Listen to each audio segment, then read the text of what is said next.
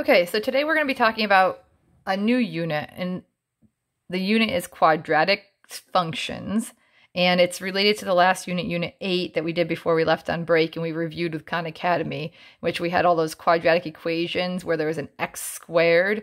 So the basic form of a quadratic equation we've talked about before has an x squared.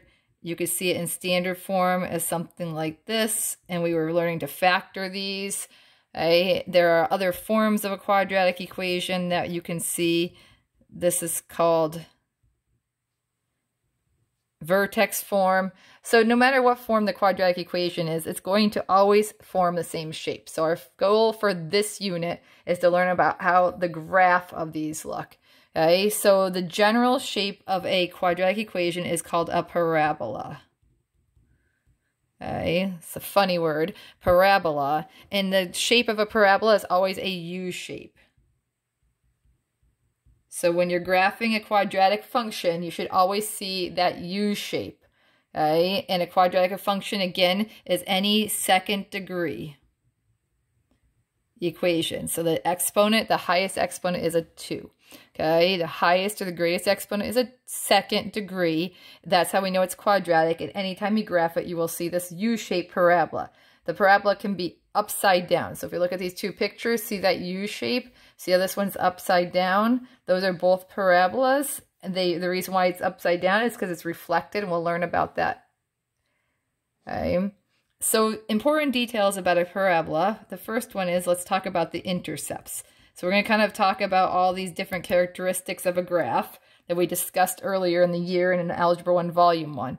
And we're going to talk about the intercepts first. So we have x-intercepts, which if you remember, the intercepts are where the graph crosses the x-axis. Our x-axis is here, and the y is the up and down. So we're looking for the x-intercepts. Those are these 2 points here, where the graph crosses the y-axis. And when we list our x-intercepts, they're coordinates. So let's the coordinate of this point. Over 1, up 0, so 1, 0. And then there's a second x-intercept at 3, 0. Okay, so for this graph, there are 2 x-intercepts, and there's your 2 x-intercepts. And then we're going to talk about the axis of symmetry.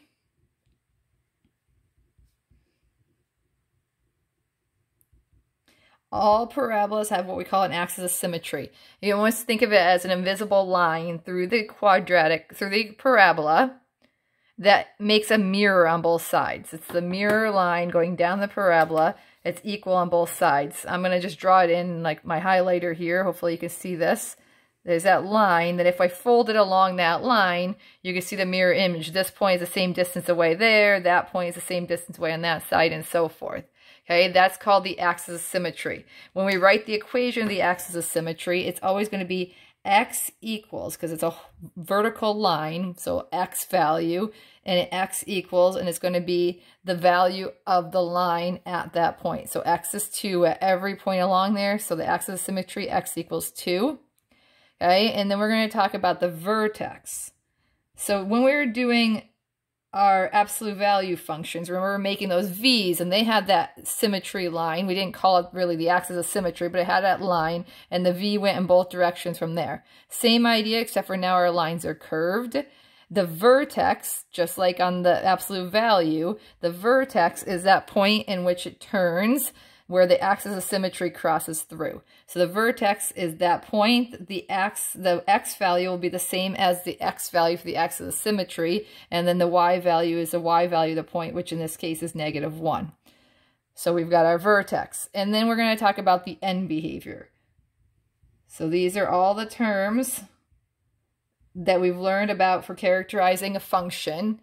And now we're describing our quadratic functions based on it. So end behavior is what is happening at the two ends, or I always like to say where the arrows are. The arrows are kind of missing from this graph, but we can draw them in. So what is happening at this arrow and this arrow? This arrow happens while we're going towards the left. Okay, and this arrow happens as we're moving to the right.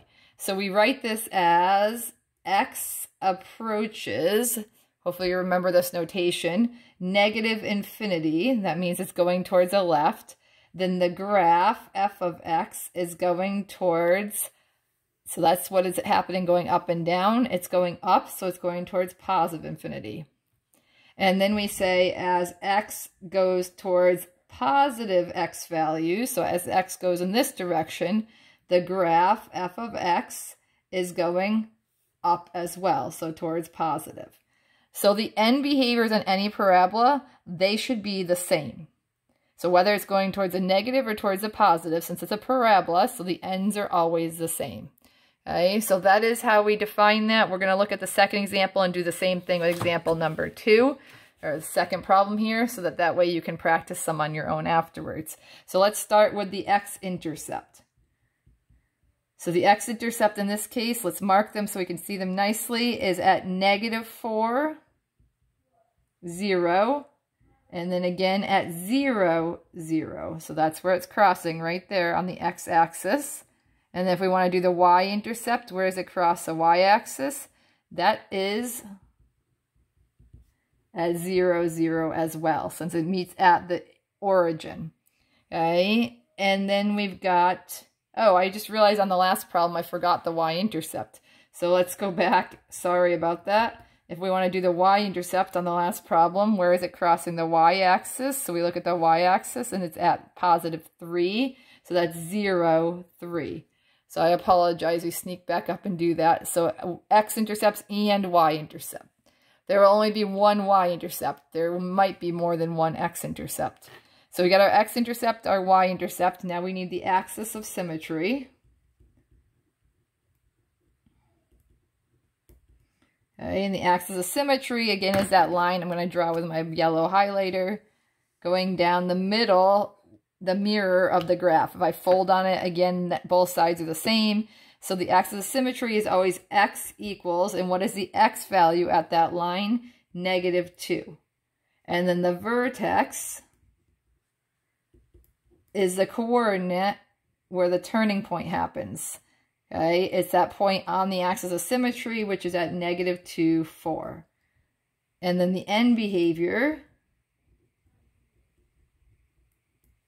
as x approaches negative values, so we go to the left, the graph is going, the end here is going down, so f of x is approaching negative infinity, it's going down.